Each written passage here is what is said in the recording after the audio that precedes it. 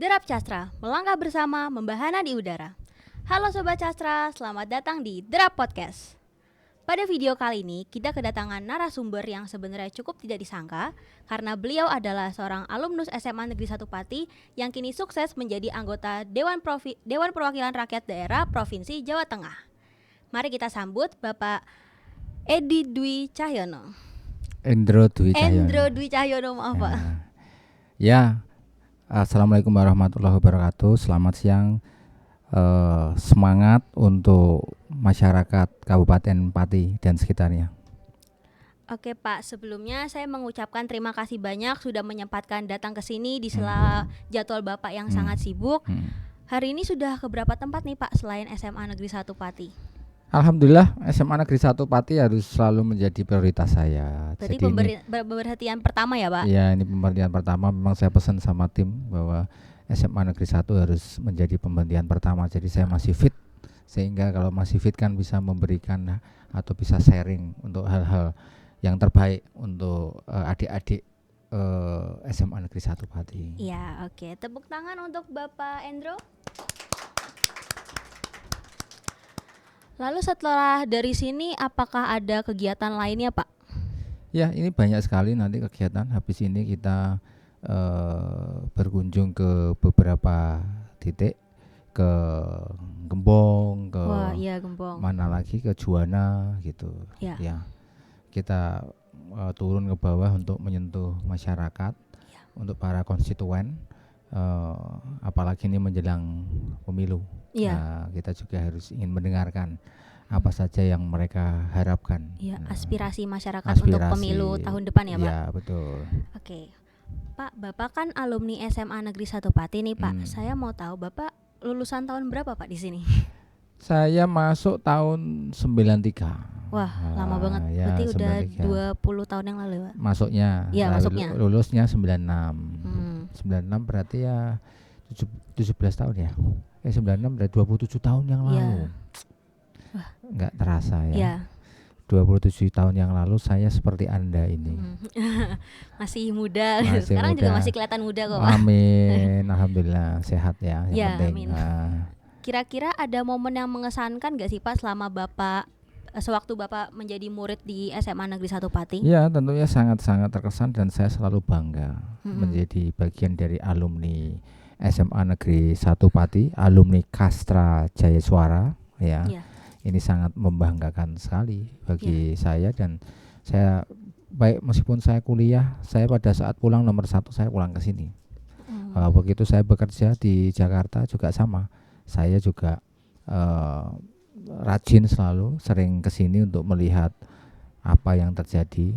Tapi memang setelah sudah mulai aktif di politik gitu, semakin sibuk, dan apalagi ini mungkin 10 tahun terakhir ini udah yang namanya teman-teman sudah semakin nambah tanggung jawab, sehingga kalau biasanya ke Pati selalu bertemu dengan teman-teman, ngumpul-ngumpul, kemudian kadang-kadang ke SMA Negeri 1 ini untuk melihat situasinya semakin jarang. Dan ini mungkin sudah, apalagi pandemi ya kemarin. Jadi udah nggak mungkin.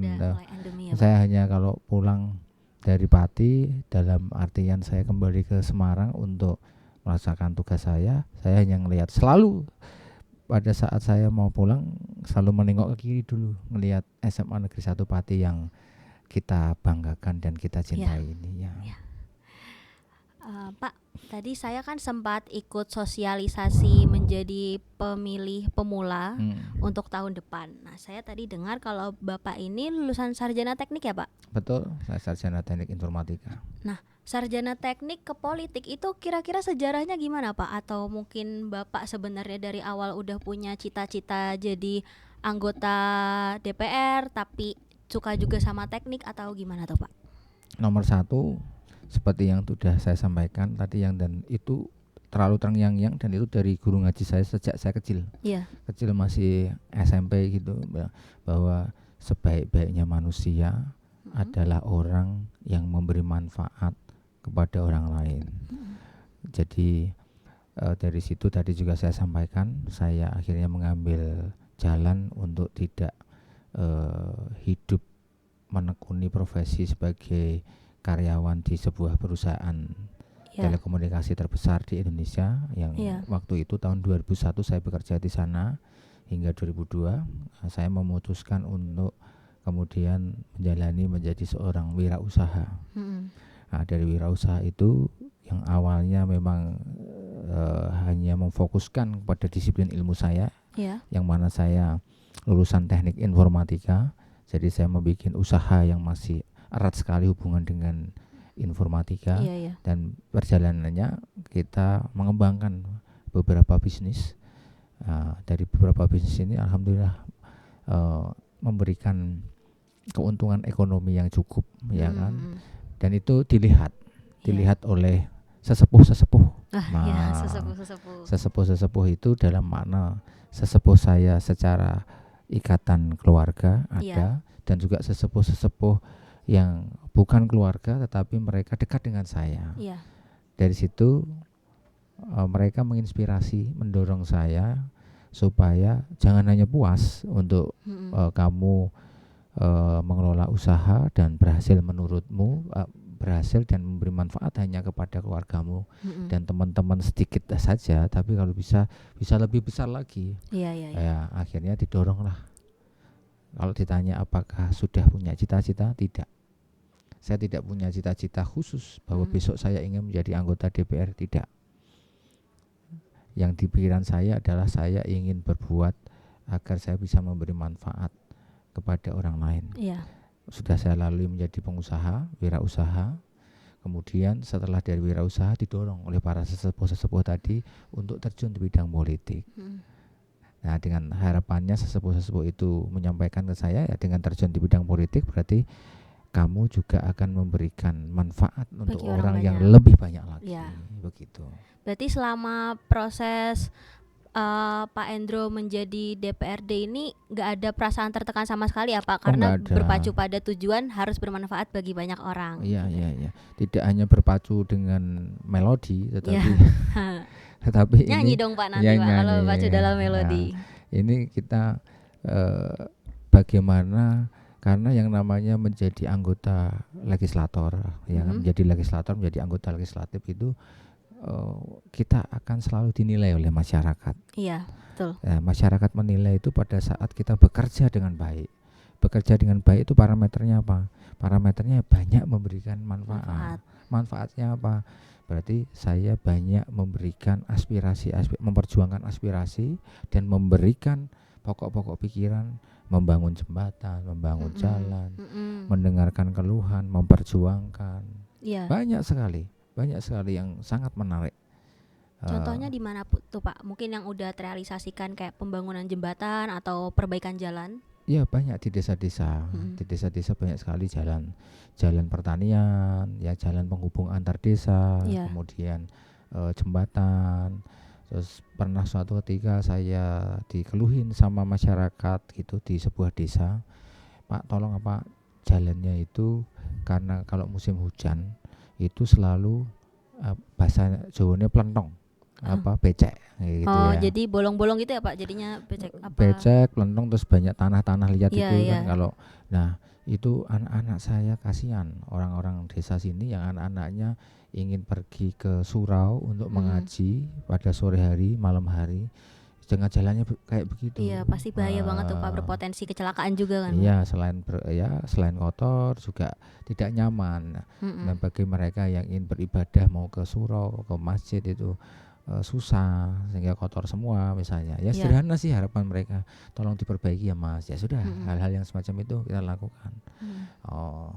Ada juga yang seorang perangkat desa. Pak, saya perangkat desa ini. Saya gaji saya setiap bulan tuh hanya segini.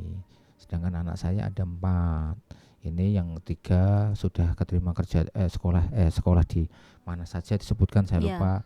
Terus ini ada 1 lagi yang baru saja keterima universitas. Tapi saya di universitasnya dimintain tarian mahal. Bagi saya mahal Mas, gaji saya cuma segini. Tolong dong Mas, diperjuangkan Mas supaya saya mendapat keringanan. Ya. Jadi itu sebetulnya di luar tugas kami di DPR, tetapi saya berusaha memaklumi, karena di sini masyarakat kecil, masyarakat desa itu kan pikirannya sederhana. Iya. Oh, saya punya wakil, saya punya kesulitan yang tidak saya bikin-bikin.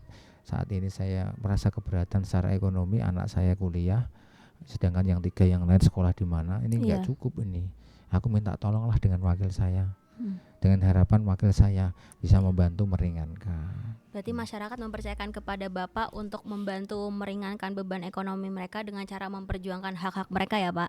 Ya, memperjuangkan. Kita akhirnya saya bantu menjembatani, kita hadir di universitas yang dimaksud, kita mengajukan permohonan, menjelaskan, memberikan data-data termasuk slip gaji dan lain-lain supaya universitasnya memberikan keringanan kepada yang bersangkutan tadi, orang tua yang mengeluh yang profesinya sebagai perangkat desa itu. Oke, tepuk tangan untuk Pak Endro. Pak, kalau saya boleh tahu, Bapak di DPRD ini di bagian apanya, Pak? Saya ditugaskan oleh partai saya, yaitu Partai PDI Perjuangan, di Komisi E. Komisi E itu adalah komisi yang membidangi tentang kesejahteraan sosial. Di sana mitra-mitra kerja kami ada pendidikan, ya berarti kan dinas pendidikan, termasuk SMA Negeri 1 ini kan di bawah provinsi, di bawah dinas pendidikan dan kebudayaan. Kemudian dinas kepemudaan dan olahraga, kemudian dinas ketenagakerjaan, kemudian kesehatan, ya kan, dinas kesehatan, kemudian kita juga ada dinas sosial, kemudian rumah sakit yang ada di Jawa Tengah yang milik pemerintah provinsi itu juga menjadi mitra kami, sehingga ya itu kita hampir setiap hari kita bertemu dengan mereka, berdiskusi untuk membahas hal-hal yang berkaitan dengan kesejahteraan masyarakat. Iya, berarti Komisi E itu berpusat pada kondisi sosial masyarakat ya Pak? Betul, kesejahteraan. Ya. Nah, tadi kan Bapak bilang kalau Komisi E ini ada keikutsertaan di bidang pendidikan. Kira-kira bagaimana program atau bentuk keikutsertaan Komisi E dalam meningkatkan kualitas sistem pendidikan dan pembelajaran terutama di daerah Jawa Tengah? Iya, Komisi E ini kan bidangnya diantaranya adalah mitra kerjanya adalah pendidikan tadi ya. Ya bagaimana ya berarti kita dengan melalui politik anggaran. Nah, kita mendorong supaya gubernur sebagai mitra kerja kami itu benar-benar memperhatikan pendidikan. Kita sering turun ke bawah, bertemu dengan guru-guru, kesejahteraan guru kan juga perlu diperjuangkan. Betul. Selain itu infrastruktur pendidikan tadi sekolah-sekolah, ya kan, peralatan belajar mengajar itu juga harus menjadi perhatian. Nah, itu akan menjadi usulan-usulan kami, temuan-temuan kami di bawah yang patut untuk diperjuangkan, kita perjuangkan melalui di DPRD Provinsi Jawa Tengah. Nah, ini nanti terkait dengan budgeting, nah, kita usulkan, Pati itu jalan yang menuju desa ini itu rusak parah misalnya, dan ini kan berpengaruh terhadap para siswanya. Jangan sampai siswa itu sering terlambat karena jalan rusak atau jalan mungkin rusak. Ya pokoknya jadi susah berangkat sekolah. Betul. Karena jalanannya apalagi tidak lagi hujan memadai ya Pak. dan lain-lain. Terus apalagi kalau sekolahnya bocor-bocor. Wah iya itu ya parah kan? banget sih Pak kalau sampai kayak gitu. Nah itu adalah bagian dari tugas kami. Tapi tidak suruhan, tugas kami lebih banyak lagi, tidak hanya pendidikan. Terus para guru kan banyak juga itu para guru yang masih sifatnya mengabdi belum diangkat. Harus kita perjuangkan bagaimana mereka mendapatkan kepastian masa depan mereka. Para guru yang masih P3K yang ingin tempatnya sekolah, dia itu sebetulnya keluarganya semuanya ada di Pati, tapi kenapa ditempatkan di tempat yang jauh dari keluarga. Padahal dia perempuan. Ya kita harus memperjuangkan. Iya, setuju Pak. Dan semacam itu. Kalau dari Pak Endro sendiri ada nggak sih program yang pengen banget Bapak realisasikan selama masa jabatan Bapak di Komisi E DPRD Jateng ini? Ya, DPR itu kolektif kolegial. Apa tuh Pak? Mungkin bisa jelasin ke teman-teman? Ya, kolektif kolegial itu berarti kita bekerja ini bersama-sama. Tidak seperti kayak eksekutif. Kalau eksekutif bupati atau gubernur kan dia pegang kuasa, memutuskan tanpa harus diskusi dengan siapa lagi, nggak ada kan. Wakil gubernur pun hanya siap saja menggantikan kalau pas beliau berhalangan. Tapi kalau anggota DPR berarti nggak bisa bekerja sendiri. Kita di sana ada 120 orang anggota DPRD Provinsi Jawa Tengah dari berbagai partai yang berasal dari berbagai kabupaten di seluruh Provinsi Jawa Tengah. Nah, ini kita harus bersama-sama. Nah, kita bekerjanya dasarnya apa? Ya otomatis berdasarkan undang-undang. Kita juga dalam membuat aturan harus berdasarkan aturan-aturan di atasnya. Iya. Karena kita levelnya di provinsi. Iya, betul. Nah, seperti itu. Jadi kalau harapan saya ke depan ya bagaimana caranya supaya masyarakat Jawa Tengah semakin maju, semakin sejahtera. Nah, ini bersama-sama kerja bareng ini. Iya. Jadi 120 orang itu mewakili dari berbagai asal mereka, dari berbagai kota mereka berasal. Misalnya pupuk langka. Nah, ini bagaimana nih pupuk supaya tidak langka dan harganya tidak mahal.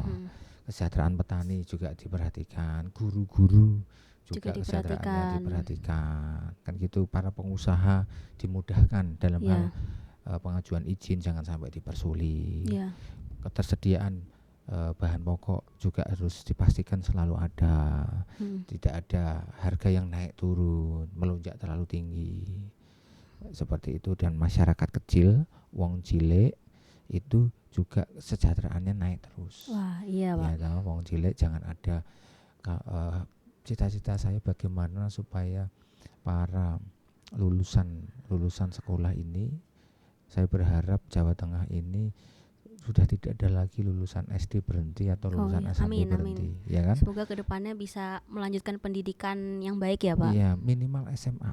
Iya. Nah, jangan berhenti hanya di SD atau SMP, tapi harus lulus SMA. Nah, ini kalau pendidikan kita sudah bagus, ini menentukan nilai tawar kita kepada dunia usaha. Kita meningkatkan nilai tawar kita terhadap dunia internasional, peluang kerja dan lain-lain. Gitu. Nah, Pak, tadi kita kan udah membahas gimana Komisi E meningkatkan kualitas pendidikan di Jawa Tengah. Lalu Bapak Hendro sendiri sebagai alumnus SMA Negeri 1 Pati, kira-kira punya nggak sih, Pak, program kerja yang pengen Bapak terapkan atau laksanakan di sini? Di sini itu di mana? Di SMA Negeri 1 Pati. Jadi program untuk sekolah. Oh, program untuk sekolah. Tadi saya sudah sempat diskusi sama Pak Alex ya. Iya. Pak Alex Suhartono. Pak Alex Suhartono ini nama yang cukup menarik. Alex itu nama orang Jakarta. Suhartono nama orang Jawa, kan gitu. Mungkin belasteran Pak Alex. Ya, ini tadi saya sudah sempat diskusi apa nih aspirasi, karena saya dalam kapasitasnya ini adalah wakil rakyat, jadi saya menyerap aspirasi apa yang perlu saya perjuangkan ini. Tadi Pak Alex bilang, wah kita ini kepengen ngajak anak-anak didik kita ini untuk studi tour ke UGM, wah, ke ITB. Kira-kira kapan tuh Pak? Ya, sedangkan terbentur dengan aturan, katanya sekarang sekolah-sekolah tidak boleh melaksanakan studi tour, karena studi tour itu kemudian yang dikhawatirkan kan menarik dari para siswa, sedangkan para siswa sendiri kan belum tentu mereka memiliki kemampuan yang sama secara ekonomi. Nanti nek seumpama kamu orang tuamu alhamdulillah mampu berangkat, kamu punya teman, ya toh, temanmu si A, si B, si C, ada dari sekian puluh orang ada 5 orang aja yang tidak mampu. Mereka mau tidak ikut, kepengen sekali, tapi ikut orang tuanya gimana, nggak mampu, nggak punya duit. Nah, ini yang dipikirkan oleh pemerintah. Dengan adanya studi tour itu dikhawatirkan membebani orang tua murid. Nah, itu. Nah, ini nanti kita harus cari jalan keluarnya nih. Aspirasi tadi sudah saya tangkap. Nah, nanti kita akan perjuangkan melalui DPRD Provinsi Jawa Tengah. Tapi Pak, kalau misalnya nih suatu saat nanti diadakan study tour dan anggap aja satu kelas itu setuju semua, tapi masih ada aturan kalau tidak boleh study tour karena alasan memberatkan orang tua, itu kira-kira tetap bisa berjalan nggak Pak study tournya? Ya, ini nanti bagian dari tugas saya mengkomunikasikan supaya aturan ini jangan bagaimana kita cari jalan keluarnya nih. Study tour bisa dijalankan, tidak dilarang, tapi tidak memberatkan orang tua. Nah, ini nanti kita perjuangkan lah, bismillah aja, Ya, mohon amin. doanya ya. Semoga bisa terrealisasikan ya Pak. Amin. Soalnya datang-datang ke kampus kayak gitu tuh penting banget, apalagi buat teman-teman yang kelas 12 supaya bisa punya gambaran mau kuliah di mana. Ya, oke. Ya, saya tangkap, saya catat dan Ya. saya perjuangkan. Ya. Amin. Nah, Pak, berdasarkan Undang-Undang Dasar 1945 Pasal 31 Ayat 1 dinyatakan bahwa tiap-tiap warga negara berhak mendapat pengajaran. Nah, semua pelajar itu kan berhak mendapat pembelajaran ya Pak. Sedangkan seperti yang kita tahu kayak saat ini tuh pembelajaran masih belum terlalu merata, khususnya di daerah-daerah yang pelosok. Nah, bagaimana solusi Pak Endro sebagai anggota Komisi E agar dapat memastikan bahwa semua pelajar itu mendapatkan kesempatan yang sama, terutama pelajar di daerah pelosok? Iya, tidak hanya mereka di daerah pelosok ya, sebetulnya di kota-kota juga banyak yang mereka belum mendapatkan pembelajaran, belum bisa mengakses ke sekolah ya. Sekolah banyak. Kemarin saya dari Batangan itu juga dilapori ada siswa yang nggak kebagian sekolah karena udah terlalu banyak yang daftar Pak, jadi nggak dapat slot bangku. Di zonanya dia hidup itu, dia tinggal itu sekolahnya penuh udah. Sedangkan dia mau masuk ke sekolah yang lain udah nggak bisa kan, di luar zona, di luar zonasi. Meskipun sebetulnya kan dari jalur-jalur afirmasi yang lain sebenarnya bisa, cuman ya itu yang ya wajar lah ya, tidak semua saudara-saudara kita ini memiliki kemampuan analisa, mengambil keputusan yang pas. Ya ini juga menjadi PR saya, bahwa bagaimana caranya. Berarti kita kan mendorong nih melalui politik anggaran misalnya, supaya sekolah-sekolah negeri diperbanyak. Iya, setuju Pak. Ya kan, memang benar. Sekolah-sekolah di Pucakwangi, di Jakenan itu sekolah negeri terbatas. Mereka ingin sekolah di zonasinya udah habis, udah penuh kan gitu. Sedangkan dia mau sekolah di sekolah negeri yang lain kan udah nggak mungkin. Karena terpengaruh zonasi tadi, dan mungkin secara dia tidak punya prestasi, hanya biasa-biasa saja. Ini kan sulit. Dia mau nggak mau kan harus sekolah swasta. Mungkin sekolah swasta juga di sana nggak ada. Kalaupun ada misalnya jauh juga harus biaya, karena sekolah swasta kan harus bayar. Nah, ini memang masalah kita, tidak hanya masalah orang Pati. Jadi ini terjadi di mana-mana. Ya, ini adalah bagian dari wakil saya, karena saya wakilnya orang Pati. Kita harus terus turun ke bawah, mempotret situasi di lapangan itu seperti apa. Lalu kita akan perjuangkan dengan fungsi-fungsi kita tadi. Sebagai anggota DPR kan punya fungsi budgeting, kemudian legislasi, kemudian ditambah pengawasan. Nah, ini kita harus berjuang di situ, di ranah itu. Tapi menurut Bapak sendiri sistem zonasi itu cukup efektif gak sih Pak? Soalnya kan kayak tadi nih, karena sistem zonasi, terus ketika sekolah yang di daerahnya itu sudah full, akhirnya nggak bisa sekolah, jadi nggak bisa dapat pembelajaran. Kan kasihan juga Pak ke anaknya. Ya, ini adalah proses. Ya, zonasi ini tujuannya adalah justru negara hadir di tengah-tengah masyarakat. Melalui apa? Melalui sekolah-sekolah negeri. Dengan sistem zonasi ini sekarang di sekitar SMA Negeri 1 Pati atau SMA Negeri 1 Pati tidak hanya diisi oleh orang-orang yang pinter, tidak hanya diisi oleh orang-orang atau anak-anaknya pejabat, tidak hanya diisi oleh orang-orang kaya. Jadi sekarang semua masyarakat di sekitar SMA Negeri 1 Pati bisa masuk SMA Negeri 1 Pati selama masa di zonasi. Nah, konsep ini berakibat bahwa paradigma bahwa dulu ada SMA favorit, termasuk SMA Negeri 1 itu favorit. Zaman saya masih muda dulu sekolah ini favorit kan gitu. Sudah tidak ada lagi. Jangan ada SMA sekolah-sekolah negeri yang dibiayai dengan biaya negara, anggaran negara, itu hanya dikuasai orang-orang tertentu. Artinya apa? Loh Pak, kalau begitu nanti SMA Negeri 1 menurun kualitasnya. Tidak hanya yang masuk ke sana sudah tidak orang yang paling pintar-pintar lagi. Ya memang harusnya orang-orang yang pintar, orang-orang punya duit, carilah sekolah-sekolah yang memiliki infrastruktur lebih baik daripada sekolah-sekolah yang di sekolah negeri ini. Iya. Sekolah negeri ini memang hadir dengan apa adanya, kemampuan negara terbatas. Oleh sebab itu dilarang minta uang. Iya. Nah, kalau Anda pintar, Anda punya duit, carilah sekolah-sekolah swasta yang berbayar dengan fasilitas yang lebih bagus, Iya.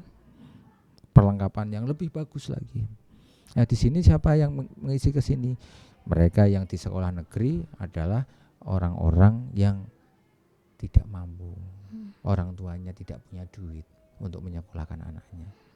Di zona sekitar sini tidak dipandang, oh dia pintar, boleh masuk sini. Lalu saya nggak pintar, sekolah di mana? Iya. Ya, ini sekolah negeri, jadi milik rakyat, milik semuanya. Nah, gitu Mbak. Tapi kalau menurut saya sih Pak, mau kaya, mau anak pejabat, mau anak presiden sekalipun, kalau memang mau sekolah di negeri pun nggak apa-apa, nggak perlu harus sampai ke swasta atau nyari yang sekolah yang mungkin fasilitasnya lebih memadai. Karena kalau dari saya pribadi, yang namanya untuk menciptakan sekolah yang keren itu tergantung kemauan dari murid itu sendiri. Kayak contohnya, kalau misalnya mungkin kurang pintar, bisa belajar sehingga ikut lomba membanggakan nama sekolah. Jadi nggak semuanya itu tentang berpacu pada ekonomi dan kepintaran aja. Yang penting ada maunya untuk merubah diri sehingga bisa membawa nama sekolah gitu, Pak. Ya, pintar Mbak Safira, benar. Tadi loh konsepnya negara hadir di tengah masyarakat supaya ini tidak berbicara tidak harus kaya. Iya. Sekolah negeri di sini boleh, tidak harus untuk orang miskin, tidak. Tapi boleh siapa saja. Iya. Dia mau pintar, agak pintar, boleh di sini selama masa zonasi. Kalau dulu kan di sini nem masuk itu lewat prestasi, tinggi prestasi, ya, nilainya tinggi. Jadi pertanyaannya tadi loh, lalu keadilan di mana? Orang-orang nggak mampu ini ngomong. Iya. Orang nggak pintar, bukan nggak hanya orang nggak mampu ya. Iya. Orang-orang yang nggak pintar, orang-orang nggak dari keluarga miskin, sekolah di mana? Akhirnya tersisihkan mereka ke sekolah-sekolah yang penting kelihatan ada sekolah, masuk pagi pulang sore, padahal di sana fasilitasnya sangat minim dan lain-lain. Artinya tidak adil. Nah, ini dengan sistem ini harapannya pemerintah dengan zonasi ini siapa saja boleh menikmati fasilitas yang diberikan oleh negara. Tapi tidak dilarang orang yang pintar nggak boleh negeri, salah. Itu salah, Pak. Salah pemahamannya. Orang kaya nggak boleh di negeri, tidak. Tapi dengan sistem ini otomatis sekolah favorit seperti SMA Negeri 1 ini nanti lama-lama akan dikejar sama sekolah-sekolah swasta yang berbayar. Mereka bisa dengan minta bayaran dari murid-murid, bisa menyiapkan infrastruktur yang lebih baik. Akhirnya harapannya ya sekolah negeri ini nanti benar-benar sebagai jaring pengaman supaya rakyat yang tidak mampu itu bisa sekolah, karena di sini gratis. Nah, bagi orang-orang yang punya duit, entah pintar entah bodoh, ya kan, itu masuklah ke sekolah swasta karena di sana fasilitasnya lebih hebat dan lain-lain. Tapi apa nggak boleh SMA Negeri 1 terus maju terus Pak, ingin berjuang terus seperti ini? Luar biasa, ini saya kaget bangga. Ini ya kan? Apa nggak boleh? Boleh, nggak ada masalah. Itu nggak ada masalah, ya kan? Boleh. Cuman tadi fungsinya tetap SMA Negeri hadir, bentuk pemerintah hadir untuk rakyatnya yang tidak mampu terutama. Tapi bukan berarti tidak boleh orang kaya masuk sini, boleh. Iya, boleh. Berarti mau kaya mau miskin sekolah di mana aja tuh boleh, yang penting bisa mendapatkan ilmunya dan ilmunya itu bisa diamalkan dan bermanfaat untuk orang lain, ya Pak. Betul. Oke, Pak, tadi kita kan ngomongin daerah pelosok ya Pak. Nah, yang namanya untuk peningkatan pembelajaran tentunya perlu ada peningkatan sumber daya manusia, terutama guru dalam mengajar supaya kegiatan pembelajaran ini bisa terlaksana dengan baik. Nah, kira-kira menurut Bapak seberapa penting sih kualitas SDM, dan dari 1 sampai 10 menurut Bapak kualitas SDM di daerah Jawa Tengah tuh gimana Pak untuk di bidang pembelajaran? Iya, sangat penting. Karena apa yang diomongin oleh guru itu akan diserap oleh siswa. Kalau gurunya berkualitas, ya siswanya otomatis berkualitas. Gurunya yang menyampaikannya, yang disampaikan hal-hal yang berkualitas. Iya. Ya kan? Berarti anak-anak siswanya juga akan berkualitas. Ya, terus cara menyampaikan materi itu juga berpengaruh terhadap berapa persen yang diterima oleh siswanya. Banyak loh Iya. yang guru kayaknya di Pati bagus semua ya. Artinya Amin. di luar sana bahwa guru itu statusnya aja guru. Dengan kondisi seperti ini mereka yang penting karena kan banyak tuh yang guru-guru yang belum jelas itu ya. Iya, Pak. Misalnya mereka lagi masih mengabdi segala macam. Nah itu kalau mereka kualitasnya nggak bagus, lalu nanti kualitas anak-anaknya kayak apa? Kan kasihan kalian Iya, betul sebagai siswa. Berarti menurut saya dari 1 sampai 10 prioritas nomor 1 adalah kualitas SDM-nya.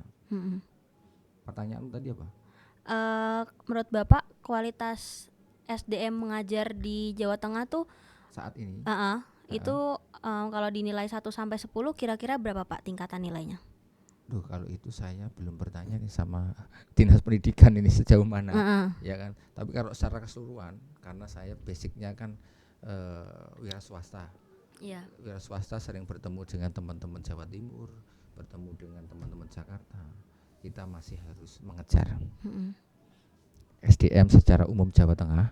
Jika dibandingkan sama teman-teman Jawa Timur, saudara-saudara kita yang di Jakarta, kita masih harus mengejar, tapi tidak perlu berkecil hati, karena kan kalian nanti setelah lulus dari SMA Negeri 1 Pati akan keluar dari Pati mau bertemu dengan teman-teman dari Jawa Timur, bertemu dengan teman-teman dari DKI di mana? Oh di UGM, banyak orang Jakarta yang ke UGM, banyak orang Jawa Timur ke UGM. Kalian nanti akan nge-mix, akan mix di situ, bercampur, akan saling sharing. Kalian bisa menilai, oh orang Jawa Timur tuh ternyata orangnya lebih berani. Kalau ngomong straight forward gitu kan, langsung ngomong aja. Ya toh, langsung to the point, nggak perlu. Kalau orang Indonesia, kalau orang Jawa Tengah cenderung nggak enak, ewohan, ngomong nggak ya, kalau nggak ngomong tapi nanti di belakang ngedumel, ya itu termasuk saya kan gitu. Nah itu hal-hal itu yang sebetulnya kontraproduktif. Kalau kita berbicara dengan orang-orang di luar negeri, mereka ngomong apa namanya nggak suka, tidak ngomong di belakang.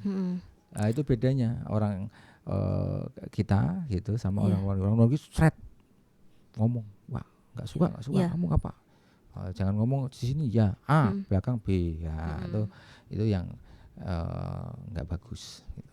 Tapi itu menurut saya penting sih Pak, maksudnya misalnya ada yang ngeganjel ya omongin aja, daripada nanti udah diambil suatu keputusan malah baru ngomongnya di belakang, nggak setujunya kan jadi malah repot. Ya itu yang orang Jawa Tengah mungkin juga karena budaya memengaruhi, nggak mau membuat kamu tersinggung, jaga perasaan gitu. Kadang sudahlah nggak usah protes, terima aja, tapi padahal di belakang nggak setuju gitu. Akhir-akhir ini saya suka nemu nih Pak, kadang mungkin kayak pengajar yang belum bisa menyampaikan tugasnya dengan baik, kayak misal harusnya mengajar seperti apa tapi lebih banyak diemnya, atau mungkin malah muridnya ini merasa ditelantarkan karena tidak diajar gitu Pak. Itu kira-kira solusi Bapak untuk supaya tidak terjadi hal seperti itu gimana Pak? Ya semua, tidak hanya guru ya, DPR pun juga ono pengawasnya kan gitu. Kalau guru pasti kan ada dewan pengawas guru ya. Nah, nanti kan juga ada penilaian dari atasannya.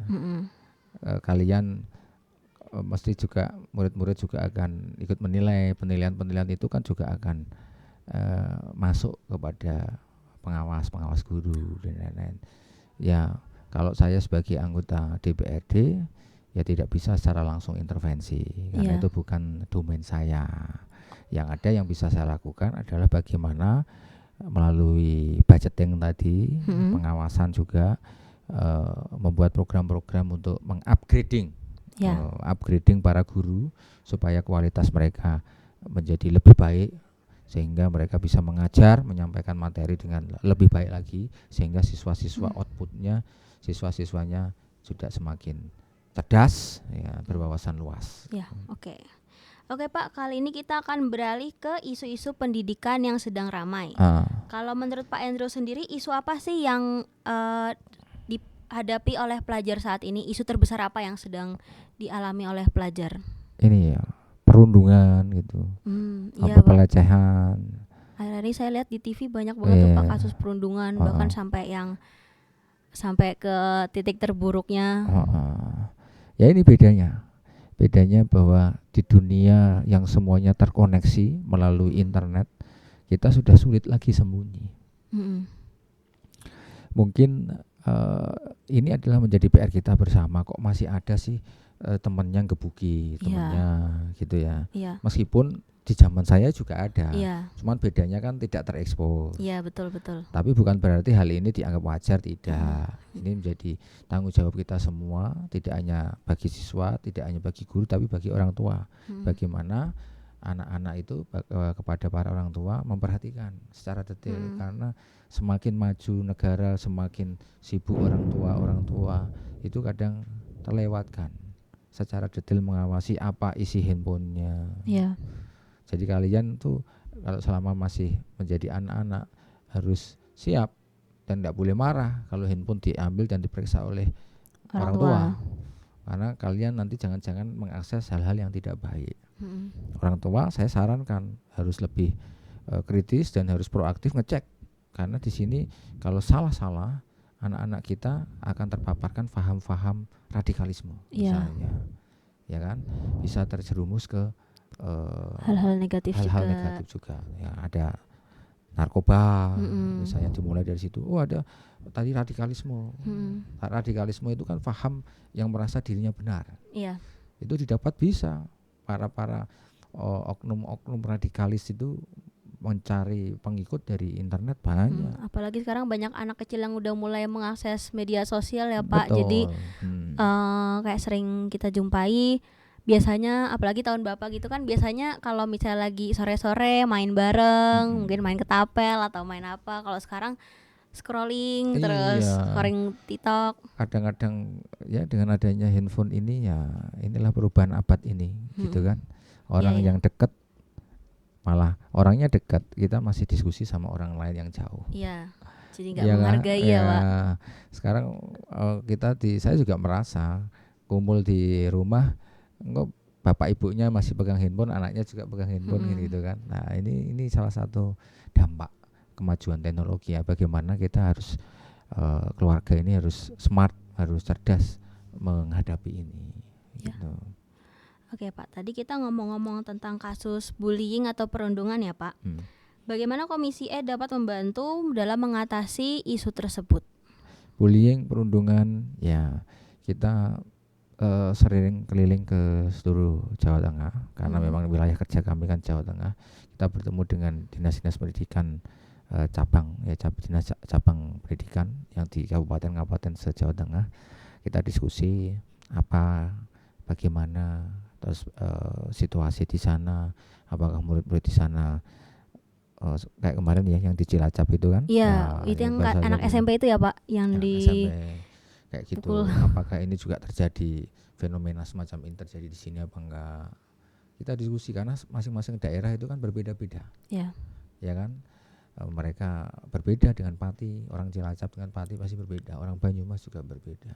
Nah di situ kita akan menjadikan catatan-catatan itu akan menjadi bahan bagi kami pada saat kami mengerjakan tugas tadi di DPR Provinsi Jawa Tengah, budgeting, pengawasan, terus membuat aturan-aturan perda. Ya kita perda bagaimana perlindungan terhadap anak, terhadap perempuan. Itu tadi karena kita keliling tahu apa yang harus diatur supaya tidak terjadi seperti ini, harus apa.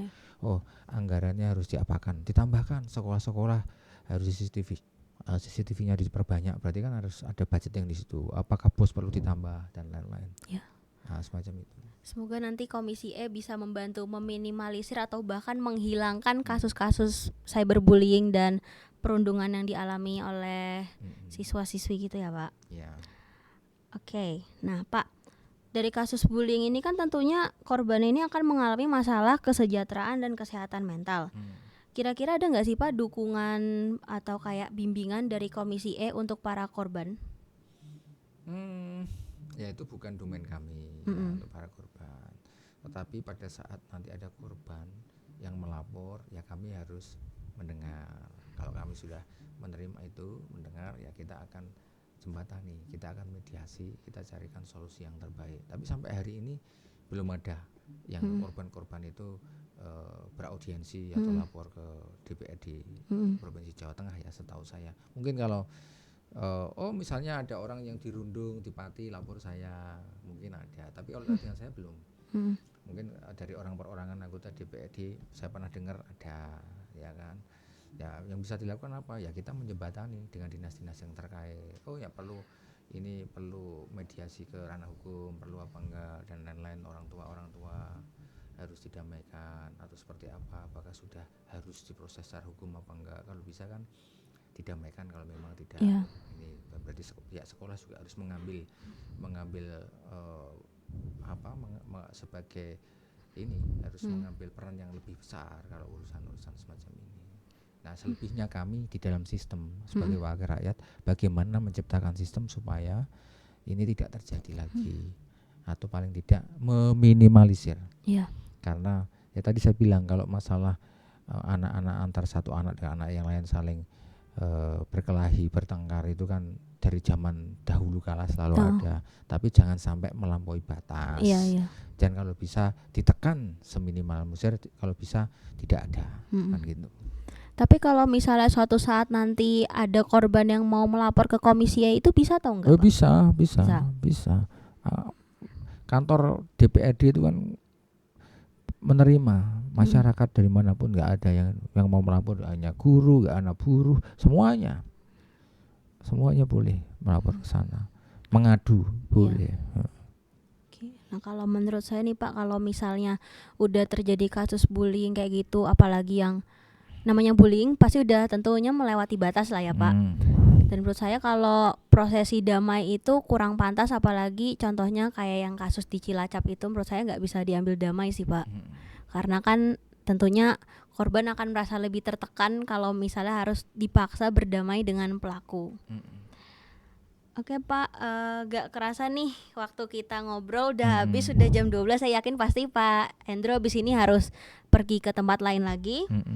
Terima kasih banyak ya Pak sudah bersedia untuk sharing sama kita, sama Sobat Castra, udah bersedia untuk datang ke podcast ini. Barangkali ada sepatah dua patah kata yang ingin Bapak sampaikan ke Sobat Castra dan teman-teman semua. Ya, para Sobat Castra ya. Ini ungkapan ini baru ada sekarang nih Pak. Kalau zamanku kan nggak ada nih sahabat. Ya, saya selalu bangga menjadi bagian dari alumni Castra Jayaswara, dan saya pikir orang Pati secara umum bangga terhadap sekolah ini. Nah, tapi lebih dari itu, kita jangan hanya bangga sebagai bagian dari sahabat Castra, tapi bagaimana kita menggunakan waktu kita untuk hal-hal yang produktif, hal-hal yang positif, supaya kita bisa memberikan manfaat sebanyak-banyaknya kepada orang lain. Jadi semangat, harus ibadah yang tekun, ibadah yang rajin, belajar yang tekun, supaya Anda bisa mencapai cita-cita yang Anda inginkan. Berarti jangan lupa belajar, kencengin ibadahnya, amalkan ilmunya, sehingga bisa menjadi orang yang bermanfaat bagi orang lain. Gitu. Oke, beri tepuk tangan untuk Pak Endro. Pak, saya Syafira sangat bersyukur punya kesempatan untuk berbincang mengenai isu-isu pendidikan saat ini sama Bapak. Semoga obrolan kita hari ini bisa menginspirasi Sobat Castra dan teman-teman semua, sehingga menjadi membuka mata terhadap kualitas pendidikan di Indonesia. Amin. Sekali lagi saya ucapkan terima kasih kepada Pak Endro Dwi Cahyono. Sebelumnya saya mohon maaf tadi di awal sempat ada mispronunciation namanya Pak Endro. Maaf ya Pak. Terima kasih lagi udah meluangkan waktu menjadi narasumber di Dra Podcast.